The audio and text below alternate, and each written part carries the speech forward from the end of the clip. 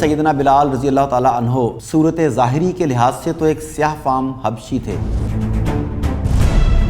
دل شیشے کی طرح شفاف تھا، تپتی ہوئی ریت، جلتے ہوئے سنگریزوں، دہکتے ہوئے انگاروں پر لٹائے گئے۔ مشرکین کے لڑکوں نے سیدنا بلال کے گلے میں رسیاں ڈال کر بازاروں میں گھمایا۔ ابو جہل ان کو منہ کے بل سنگریزوں پر لٹا کر اوپر سے پتھر کی چکی رکھ دیتا، لیکن سیدنا بلال کی زبان سے احد کے سوا کوئی اور کلمہ نہ نکلتا۔ ناظرین، سیدنا بلال رضی اللہ تعالیٰ عنہ صورت ظاہری کے لحاظ سے تو ایک سیاہ فام حبشی تھے، لیکن دل شیشے کی طرح شفاف تھا۔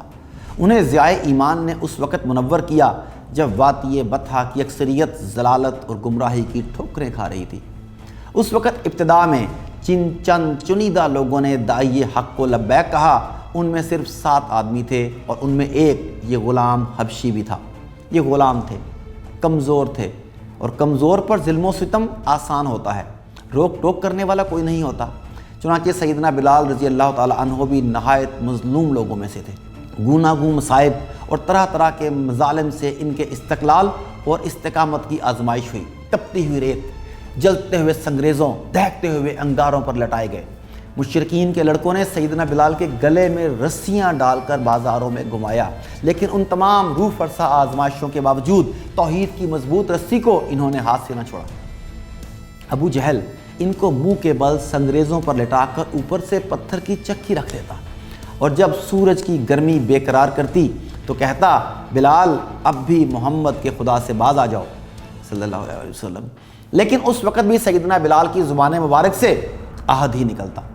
ستم پیشہ مشرکین میں امیہ بن خلف سب سے زیادہ پیش تھا۔ اس کی جدت ترازیوں نے ظلم و جفا کے نئے طریقے ایجاد کیے۔ وہ سیدنا بلال کو طرح طرح سے اذیتیں پہنچاتا، کبھی گائے کی کھال میں لپیٹتا، کبھی لوہے کی زرہ پہنا کر جلتی دھوپ میں بٹھاتا اور کہتا، تمہارا خدا لات اور عزا ہے۔ لیکن سیدنا بلال کی زبان سے احد کے سوا کوئی اور کلمہ نہ نکلتا۔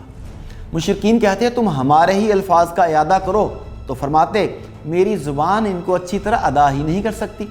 سیدنا بلال ایک روز حسب معمول وادی بطحا میں مشق ستم بنائے جا رہے تھے۔ سیدنا ابوبکر صدیق اس طرف سے گزرے تو یہ عبرت ناک منظر دیکھ کر دل بھر آیا، اور ایک گراں قدر رقم معاوضہ دے کر انہیں آزاد کروا لیا۔ سیدنا رسول کریم نے سنا تو فرمایا، ابو بکر تم مجھے بھی اس میں شریک کر لو۔ انہوں نے عرض کیا، یا رسول اللہ اب تو میں آزاد کروا چکا ہوں۔ ناظرین، سیدنا بلال رضی اللہ تعالیٰ عنہ تمام مشہور غزوات میں شریک تھے۔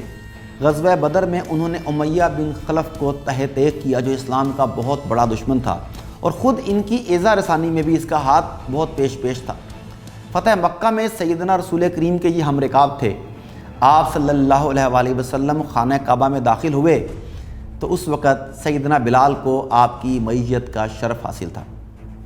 انہیں حکم ہوا کہ کعبہ کی چھت پر کھڑے ہو کر توحید کی صدائے تکبیر بلند کریں۔ چنانچہ سیدنا بلال کھڑے ہوئے اور بیت اللہ کی چھت پر اذان دی۔ گویا وہ جگہ جو خدائے واحد کی پرستش کے لیے تعمیر ہوئی تھی، مدتوں صنم خانہ رہنے کے بعد پھر ایک حبشی نژاد کے نغمہ توحید سے گونجی۔ نبی اکرم کی وفات کے بعد سیدنا بلال نے اپنے محسن سیدنا صدیق اکبر سے عرض کیا، اے اللہ کے رسول کے خلیفہ، آپ نے مجھے اللہ کے لیے آزاد کیا ہے یا اپنی مصاحبت کے لیے؟ تو سیدنا ابوبکر نے فرمایا، اللہ کے لیے۔